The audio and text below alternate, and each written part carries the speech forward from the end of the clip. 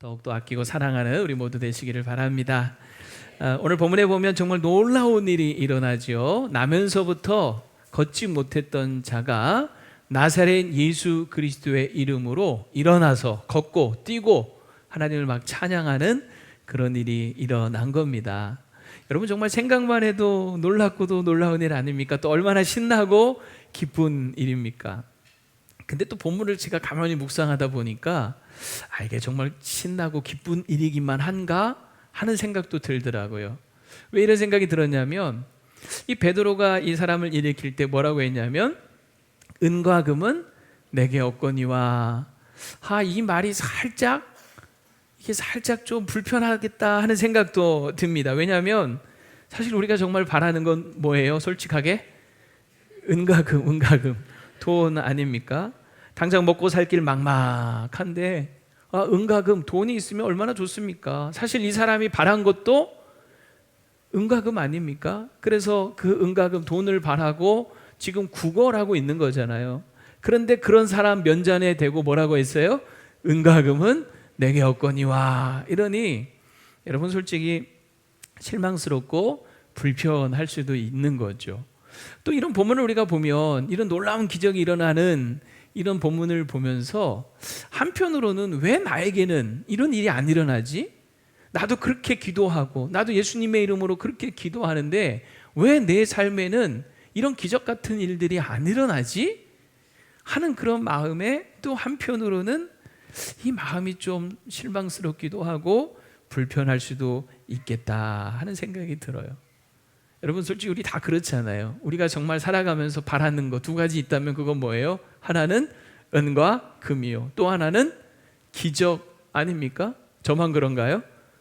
저는 솔직히 그래요. 제가 목사지만 우리 성도님들 가끔 보면 정말 경제적으로 너무 힘들고 빚에 쪼들리고 너무너무 어려울 때 정말 제 마음에 그런 기도가 막 나와요. 하나님 좀 제발 하늘에서 돈벼락 좀 내려주세요. 돈 좀 비처럼 그냥 뿌려주세요. 제발 돈 문제 좀 해결해 주세요. 뭐 사실 제 문제도 아니지만 우리 성도님들 보면 정말 하나님께서 그렇게 돈을 그냥 막 폭포수같이 쏟아부어 주었으면 좋겠다 하는 그런 생각 들어요. 가끔 몸이 아파서 기도받으러 오시는 분들 제가 안수기도 해드리지만 정말 그때마다 제 마음의 바람은 어떤 병이든지 그냥 제가 기도했을 때 하나님께서 그 자리에서 그냥 그 어떤 병도 다 막 치료해 주시는 기적이 정말 나타났으면 너무너무 좋겠어요. 이거 저만의 바람 아니잖아요. 우리 모두 다 그런 바람이 있잖아요. 돈벼락 맞았으면 좋겠잖아요. 막 기적 막 일어났으면 좋겠잖아요. 이제 좀 통하는 것 같아요. 근데 제가 그런 거 다 알면서도 그럼에도 불구하고 오늘 설교 제목을 뭐라고 생각했냐면 돈과 은과 금 기적보다 예수님이다 라고 제가 한번 잡아봤어요. 사실 우리가 누구나 그렇게 바라는 은과 금 그리고 기적보다 더 중요한 것이 있으니 그것이 누구다? 예수님이다 라고 하는 마음을 담아서 이 제목을 잡아본 겁니다. 근데 여러분 솔직히 이 제목 쉽게 동의가 되는지 모르겠어요. 물론 우리 교회 좀 다니고 교회 밥 좀 많이 드신 분들은 이런 말 좋으니까 아멘 해야 된다고 당연히 생각할지 모르겠지만 그런데 또 마음 깊숙한 곳에는 쉽게 동의가 안 될 수도 있겠다는 생각도 들어요. 아니 지금 당장 굶어 죽게 생겼는데 은과 금이 더 중요하고 당장 아파 죽겠는데 병 낫는 그런 기적이 더 중요해 보이지 않나? 이런 생각이 막 드는 거죠. 그럼에도 불구하고 제가 오늘 이 설교의 제목을 가지고 오늘 말씀을 전하는 이유 하나씩 한번 살펴보려고 합니다. 자, 첫 번째, 은과 금보다 예수님이다 하는 이 말은, 자 우리 자막 한번 같이 읽어볼까요? 시작. 은과 금보다 예수님이라는 것은 은과 금 때문에 예수님을 잃어버리지 않길 바라기 때문이고 은과 금은 없어도 예수님 때문에 다시 일어서길 바라기 때문이다. 오늘 이 자막을 여러분들이 가슴에 잘 새겨두시면 오늘 설교를 충분히 이해하고 돌아가시리라 생각이 됩니다. 오늘 이 거리는 사실 날마다 정말 출근하듯이 성전에 왔죠. 물론 자기 힘으로 올 수가 없어서 다른 사람들이 메고 데려다 준 겁니다. 그러니 여러분 성전에 한번 올 때마다 얼마나 어렵게 온 겁니까? 그런데 그가 그렇게 성전에 어렵게 오기는 왔지만 정작 성전 안으로 들어간 것은 아니에요. 아마 못 들어갔을 수 있어요. 그래서 그는 성전 밖에서, 그리고 심지어는 성전을 등지고 성전으로 통하는 미문에 앉아서 성전에 들어가는 사람들에게 구걸하는 거죠. 이 사람이 성전에 오는 목적은 뭐였느냐? 하나님을 예배하고 하나님께 기도하고 찬양하기 위해서가 아니었던 거죠. 오로지 그가 이 성전에 온 목적은 은과 금, 즉 돈을 얻기 위해서였습니다. 그래서 그는 성전에 와 있지만 하나님을 바라본 것이 아니라 사람을 바라보는 거죠. 하나님께 은혜와 복을 구하는 것이 아니라 사람의 동정과 동량을 구하는 거죠. 하나님의 얼굴을 구하는 것이 아니라 어떤 사람이 돈 많게 생겼나, 어떤 사람이 잘 도와주게 생겼나, 사람의 얼굴을 더 살피게 되는 거죠. 하나님의 돕는 능력의 손길이 아니라 사람이 베풀어주는 그 손길을 더 간절히 기다리는 거죠. 그래서 오늘 베드로와 요한을 봤을 때도 그는 여지없이 구걸했고, 베드로와 요한이 우리를 보라라고 했을 때 그의 마음속에는 무엇을 얻을까 하는 그런 마음으로 그들을 바라보게 됩니다. 그러니까요, 사실 이 거리는 은과 금 때문에 성전에 와서도 하나님을 찾지 않습니다. 성전에 와서도 사실은 하나님을 잃어버린 자가 된 거예요. 여러분, 혹시 우리 중에도 이런 분은 혹시 안 계신지 모르겠어요. 몸은 분명히 교회에 나와 앉아 있는데 머릿속은 온통 먹고 살 걱정과 염려로 가득 차 있는 분, 혹시 안 계십니까? 어떤 목사님이 자기 어머니 얘기를 하시더라고요. 어릴 적에 집안이 너무너무 가난하고 어려웠대요. 아버지가 계셨지만 아버지는 너무 무능력해서 별로 도움이 안 됐고, 자식들은 또 왜 이렇게 많이 낳았는지. 그래서 어머니가 그 무능한 남편 그리고 그 자식들을 돌보느라고 늘 걱정이 태산이셨대요. 그러다 보니까 교회는 나와 앉아 있는데 어린 자기가 봐도 어머니가 예배 시간에 거의 정신이 나가 있을 때가 태반이더라는 거예요. 이 어머니 마음속에는 무슨 생각이었냐면, 아유, 지금 장사해야 되는데, 돈 벌어야 되는데, 아유, 지금 이 시간에 단골 손님 왔다 가면 안 되는데, 이런 생각으로 그냥 가득 차서 넋이 나가서 목사님 설교를 제대로 듣지 못하더라 하는 거예요. 그리고 예배 끝나자마자 정신없이 또 돈 벌러 가는 거죠. 나중에는 가만 보니까 점점 교회 빠지는 날이 많아지더니 결국 아예 못 나가더라는 거예요. 뭐 하기 위해서? 돈 벌기 위해서. 돈 벌어야 하니까. 혹시 여러분 중에는 이런 분 지금 계시지 않나 모르겠어요. 머릿속에 온통 돈 생각하는 거죠. 하나님께 예배하는 이 시간, 하나님을 예배하고 기도하는 것이 아니라 돈 걱정하고 있는 거죠. 당장 내일 갚아야 될 대출금, 이자, 아이들 학원비, 이런 생각에 그냥 예배에 집중 못하는 거죠.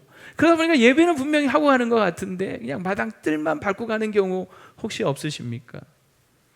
하나님께 나와서 바라는 것도 결국은 가만히 보면 다 은과 금 문제, 이 돈 문제 좀 해결해 달라는 거, 하나님이 집 문제 좀 해결해 주세요, 하나님이 부채 문제 좀 해결해 주세요, 오로지 그거밖에 없는 거죠. 그런데 하나님이 또 그런 거 해결해 주시지 않으면 하나님 내 기도 안 들어주신다고 섭섭하고, 하나님은 안 계신 것 같다 그러고, 결국 믿음을 등지고 하나님을 등지고 하나님을 떠나버리는 그런 안타까운 이야기들.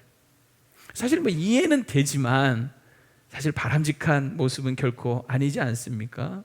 여러분, 돈 필요하고 중요합니다. 저도 돈 좋아합니다. 돈 좋아하지 않는 사람이 어디 있어요? 돈 필요하지 않은 사람이 어디 있어요? 하지만 아무리 그래도 예수님보다 중요한 것은 아니죠. 여러분, 그런 말이 있잖아요. 돈을 잃으면 조금 잃는 것이고, 사람을 잃으면 많이 잃는 것이고, 건강을 잃으면 다 잃는 것이다. 근데 여기 한 가지 제가 더 말하고 싶은 것이 있어요. 예수님을 잃으면 어떻게 될까요? 영원을 잃는 거예요. 영원. 영생을 잃는 거예요. 우리는 돈을 잃으면 조금 잃고, 사람을 잃고, 명예를 잃으면 많이 잃고, 건강과 또 용기를 잃으면 다 잃는다고 생각을 해요. 그러나 더 중요한 게 뭐냐면 예수님을 잃으면 우리는 영생을 잃는 거예요. 영혼을 잃는 거예요. 내세를 잃어버리게 되는 거죠. 그런데 많은 경우에 은과 금 때문에 예수님을 잊어버리고 예수님을 잃어버리는 사람들이 많이 있더라 하는 거예요.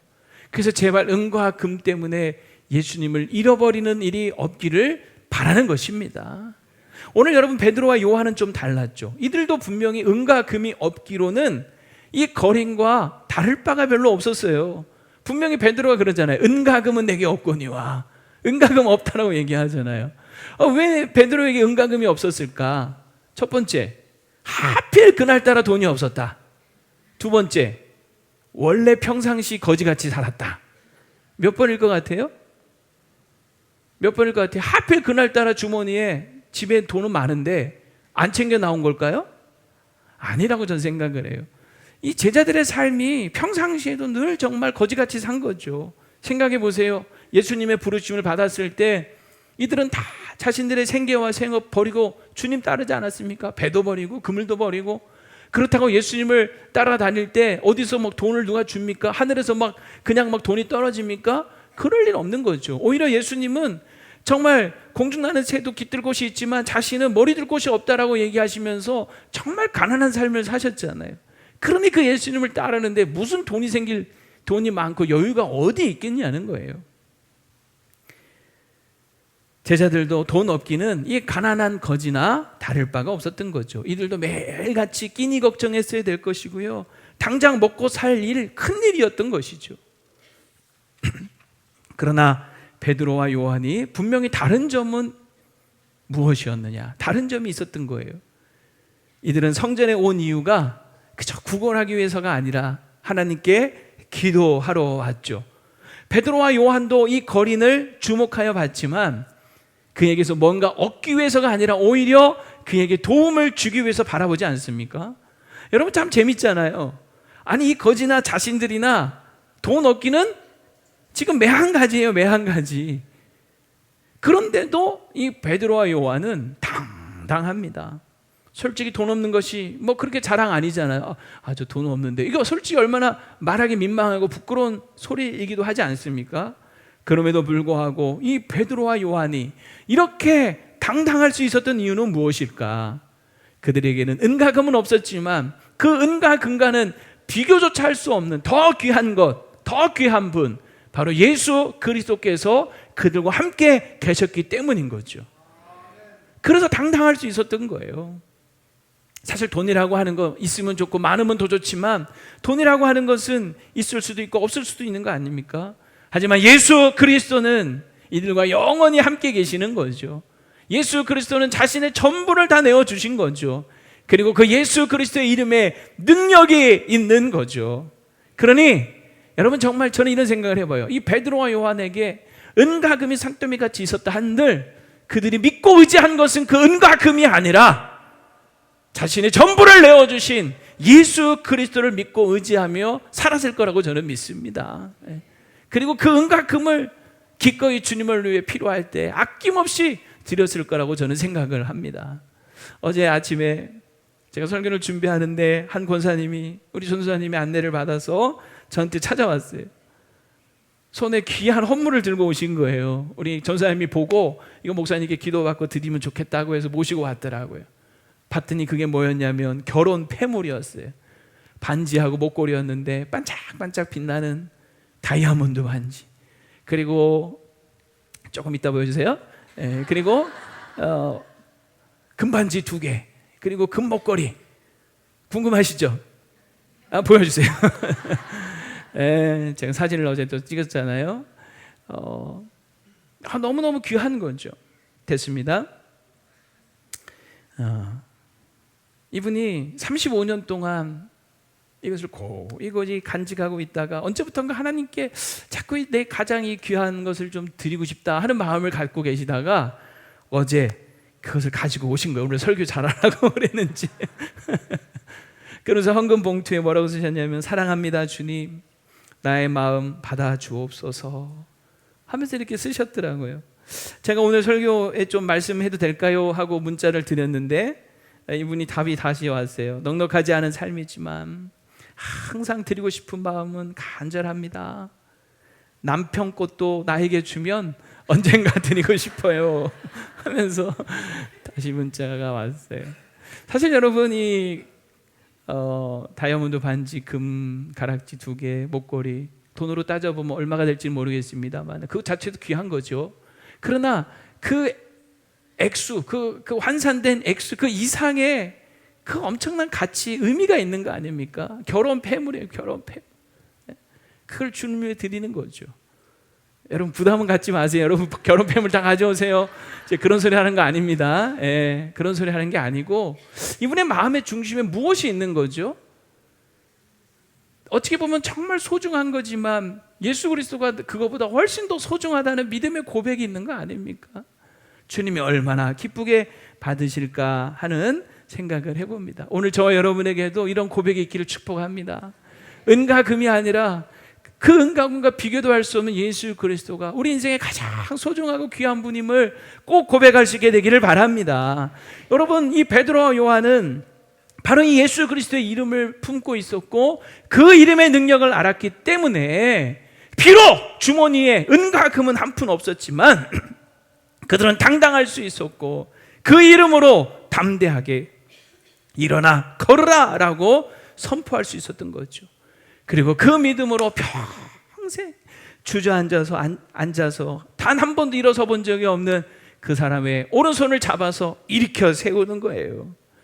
그러자 놀랍게도 한 번도 걸어본 적 없던 이 사람의 발과 발목이 오늘 본문에 보면 힘을 얻고 일어서게 됩니다. 사랑하는 여러분, 예수 그리스도의 이름에 능력이 있습니다.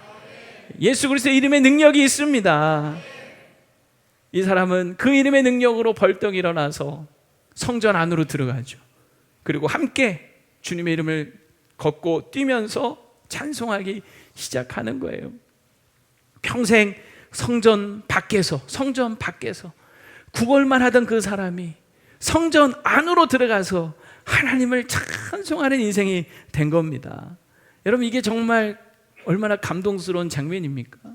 육체의 어떤 장애가 고침받은 것도 중요하겠지만 그 영혼이 주님을 만나고 살아나기 시작을 한 거죠. 여러분, 무엇보다도 우리에게 중요한 것은 그 영혼이 사는 것인 줄로 믿습니다. 영혼이 살아야 범사가 잘 되고 강건하게 되는 거 아닙니까?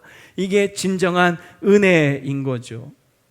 만약 돈이 있어서 이에게 돈을 주고 끝났다면 아마 그는 그 돈을 가지고 하루 이틀 배불리 먹을 수는 있었겠죠. 하지만 이처럼 예수 그리스도를 통해서 그의 인생이 바뀌고 새로워지지는 못했을 거예요. 우리가 그렇잖아요. 어떤 자물쇠가 있는데 아무리 열려고 해도 열리지 않던 그 자물쇠가 딱 맞는 열쇠를 딱 꽂아서 돌리면 어떻게 되죠? 너무나 자연스럽게 탁 풀리듯이 평생에 풀리지 않는 이 문제가 오늘 예수 그리스도의 이름의 능력으로 한순간에 풀리고 해결되어져 버리는 것이죠. 오늘 이런 은혜가 저와 여러분의 있기를 축원합니다. 세상 사람들은요, 은과 금이 없으면요 그냥 세상 마치 다 끝난 것처럼 푹 주저앉아 버리죠. 부도 맞고 파산당하고 빚더미에 앉으면 일어설 힘을 잃어버립니다. 살아갈 용기를 잃어버립니다. 자칫 그렇게 주저앉아서 다시 일어서지 못하고 평생 살기도 합니다. 왜?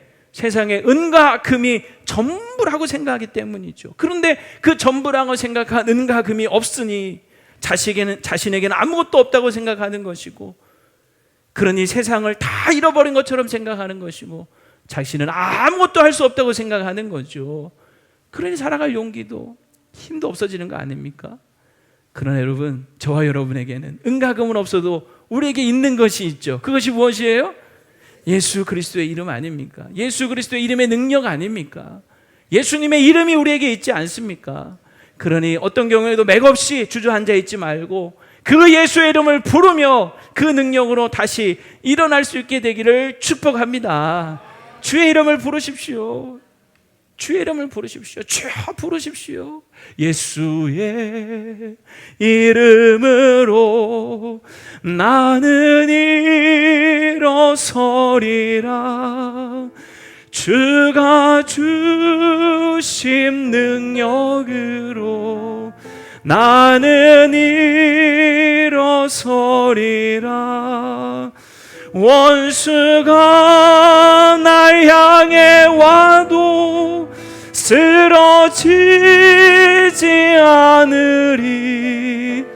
주가 주신 능력으로, 주가 주신 능력으로, 주가 주신 능력으로 일어서리.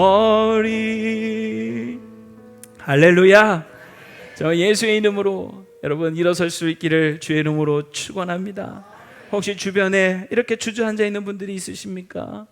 예수 그리스도의 이름의 능력으로 여러분 찾아가서 기도해주고, 오늘 베드로와 요한이 그를 붙잡아 이렇게 세워준 것처럼 여러분 주의 이름으로 이렇게 세워줄 수 있기를 바랍니다. 사실 우리가 도와줄 돈은 없어도 여러분 우리에게 있는 것이 있잖아요. 예수님의 이름으로 그들을 위해 기도해 줄 수 있고, 예수님의 이름으로 축복해 줄 수 있고, 예수님의 이름으로 일으켜 세워줄 수 있는 거죠. 이것이 우리 성도들에게는 가장 큰 힘이고 자산 아니겠습니까? 사랑하는 여러분, 은가금이 없어도 예수님의 이름을 잃어버리지 마시기를 바랍니다. 그 이름을 힘입어서 다시 일어설 수 있게 되기를 주의 이름으로 축원합니다. 두 번째, 여러분, 기적보다 예수님이다 라고 하는 것은 어떤 의미냐? 다 같이 한번 읽어봅시다. 시작. 기적보다 예수님이라는 것은 기적만 추구하다가 예수님을 잃어버리지 않기, 설령 기적이 일어나지 않더라도 예수님 안에서 진정한 행복을 발견하기를 바라기 때문이다. 예. 이 내용도 여러분 잘 마음에 기억하셨으면 좋겠어요. 사실 우리가 이런 본문의 기적들을 보면 정말 신나고 흥분되는 이런 사실이죠. 우리 주변에도 보면 막 죽다가 살아난 사람 이야기, 뭐 병원에서 못 고친다고 했는데 막 예수님의 이름으로 기도하고 금식했더니 정말 하나님께서 기적같이 살려주신, 고쳐주신 그런 이야기를 들으면 얼마나 은혜가 됩니까? 그러나 솔직히 이런 기적은 평생 가야 한 번 일어날까 말까, 아니 어쩌면 평생 가도 한 번도 경험해보지 못하고 인생 마치는 분들도 많이 있죠. 그러다 보니까 한편으로 왜 나에게는 이런 역사가 안 나타나지? 하나님 사람 차별하시나 하면서 때로는 혼란스럽고, 이것 때문에 좌절하기도 하고 실망하기도 하고 실족하기도 하는 거죠.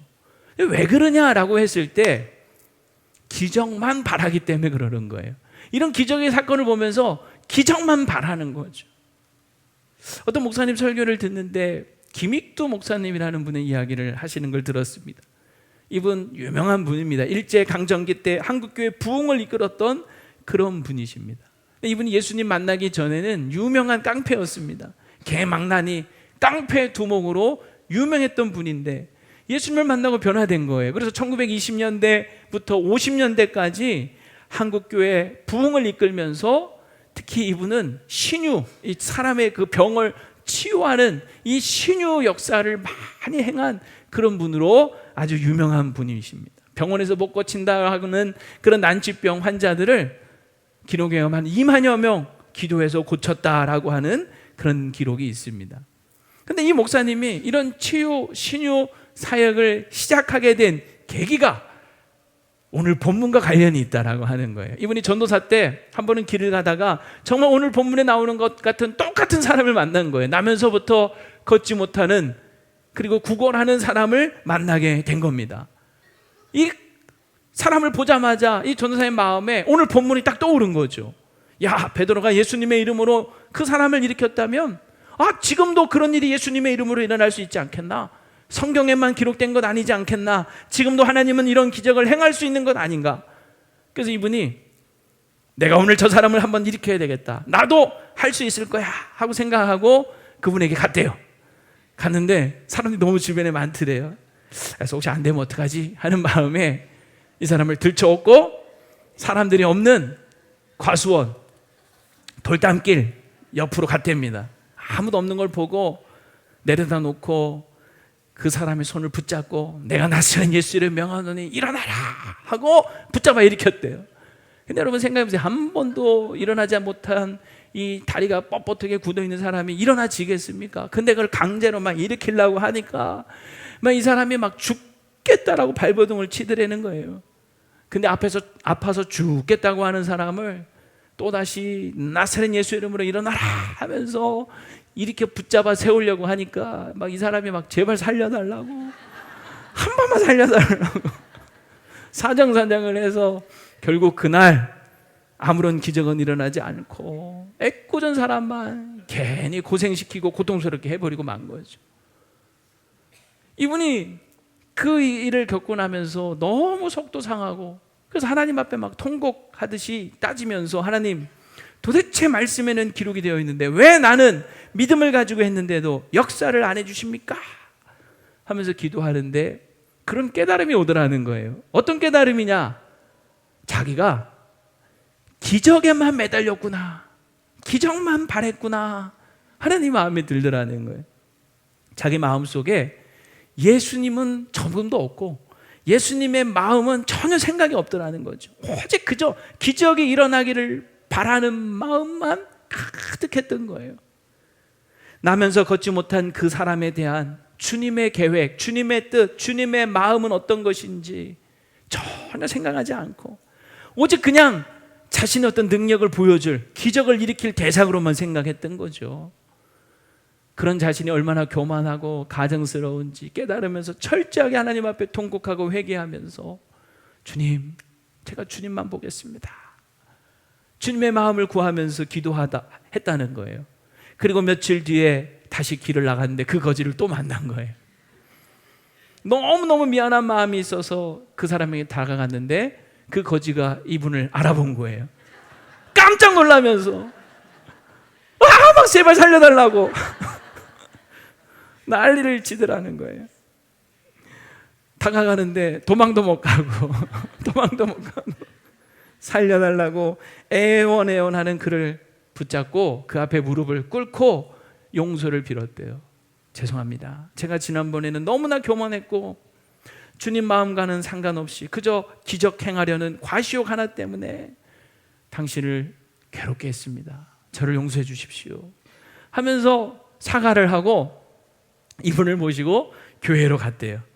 그리고 함께 기도하면서 뜨겁게 그분을 향한 주님의 마음, 주님을 바라보면서 주님의 마음을 구하기 시작한 거예요. 예수님, 주님, 이 사람을 긍휼히 여겨 주시옵소서. 뭐 고쳐달라 이런 기도는 안 나오고 그저 이분을 불쌍히 여겨주시고 주님의 능력에 손을 대주시고 이 사람의 인생을 새롭게 해 주십시오 라고 주님을 바라보며 기도하는데 이 사람이 벌떡 일어난 거예요. 할렐루야. 이것이 이 김익도 목사님의 치유 사역, 신유 사역의 시작이 되었다라고 하는 그런 내용입니다. 할렐루야. 예. 여러분, 우리가 기적만 바랄 때는요 오히려 기적이 안 일어나요. 그래서 기적만 바랄 때는 기적이 안 일어나면 자꾸 실망하게 되고 좌절할 수밖에 없는 거죠. 하지만 우리가 주님을 바라보고 주님만 주목하면 기적이 일어날 수도 있고 안 일어날 수도 있어요. 근데 기적이 안 일어나도 아무 상관이 없어져요. 왜? 나는 지금 누구만을 바라보고 있어요? 주님만, 예수님만 바라보는 거죠. 기적만 바라보는 게 아니에요. 그래서 실망하거나 실족할 이유가 없어요. 오히려 예수님으로 뭐 충만해져서 기적이 일어나지 않더라도 기적의 삶을 살게 되는 거예요. 여러분, 이런 이야기들은 참 많습니다. 강영호 박사님이라는 분 여러분 아시죠? 시각장애인이지 않습니까? 어릴 적 14살 때 아버지를 여의고 15살 때 축구하다가 공에 눈이 맞아서 그만 중도 실명을 하고 만 겁니다. 아들의 실명 때문에 어머니조차 충격을 받아 뇌출혈로 쓰러지시고 돌아가 버리시고 만 거예요. 아버지 돌아가시고 어머니 돌아가시고 졸지에 그 형제들이 다 고아가 돼서 뿔뿔이 친척들로 흩어지고 맙니다. 수년간 방황하면서 자달 시도 여러 번 했다고 해요. 그러다가 어느 날 어느 목사님을 통하여 왜 갖지 못한 한 가지를 가지고 불평하느냐, 네가 가진 10가지를 감사하라 하는 그 말씀에 은혜를 받고 마음을 바꾸기 시작을 한 거죠. 뒤늦게 공부를 시작하면서 그 온갖 고난과 역경, 사회적인 편견과 차별을 극복하고 연세대를 졸업하고 미국 피츠버그 대학에서 철학 박사학위를 취득하면서 한국인 최초로 미국 백악관 대통령 정책 차관보까지 지낸 그런 훌륭한 분이 된 거예요. 근데 이분도 사실은 한동안 그 실명되고 눈뜨기를 위해서 정말 기도를 많이 했대요. 그러나 하나님은 그런 눈을 뜨는 기적을 보여주시지는 않았죠. 하지만 그는 이런 고백을 훗날 합니다. 그때 만약 내가 눈을 떴으면 나는 소년 가장으로 끝났을 것입니다. 그러나 나는 눈을 뜨지 못했기 때문에 나는 미국에서 높은 지위에 오르는 한인 중 한 사람이 되었고 지금 현재 미국을 움직이는 500인 중에 한 사람이 될 수 있었습니다. 이런 고백을 하는 거죠. 기적의 삶을 사는 거죠. 그가 가장 좋아하는 말이 뭐였냐면, 오늘 너에게 생긴 나쁜 일이 내일의 좋은 일이 될 것이다. 그래서 이분이 남긴 말 중에 이런 말이 있어요. 시력을 잃은 것은 축복이었다. 그 덕분에 더 열심히 살 수 있었다. 장애라는 것을 지옥으로 생각하면 그대로 된다. 그러나 그걸 축복으로 여기면 놀라운 일이 생긴다. 장애는 불편함일 수는 있어도 불완전함은 아니다. 희망에는 장애가 없다. 나의 장애보다 크신 하나님을 바라볼 때 희망은 이루어진다. 참 여러분 멋진 인생 아닙니까? 유명한 찬송가 작곡가 환희 크로스비 여사 이야기도 있죠. 이분도 중도에 실명을 하는데요, 우리 찬송가에도 보면 이 환희 크로스비가 지은 정말 주옥 같은 은혜로운 찬송가들이 정말 많아요. 근데 이분의 평생의 소원은 이 땅에서 눈 한번 뜨고 죽는 것이 아니었답니다. 세상을 한번 보고 죽는 것이 그의 소원이 아니었대요. 오히려 그분은 이런 얘기를 합니다. 하나님이 내 눈을 뜨게 해주신다고 하더라도 나는 사양하고 싶다. 왜? 천국에 가면 눈을 뜨게 될 텐데 내가 눈을 뜨고 첫 번째 뵙는 분이 예수님이기를 원한다. 정말 예수님만 바라는 거죠. 어차피 평생 눈 못 뜨고 살았는데 내가 천국 가서 눈 뜨면 제일 먼저 보고 싶은 사람이 누구나?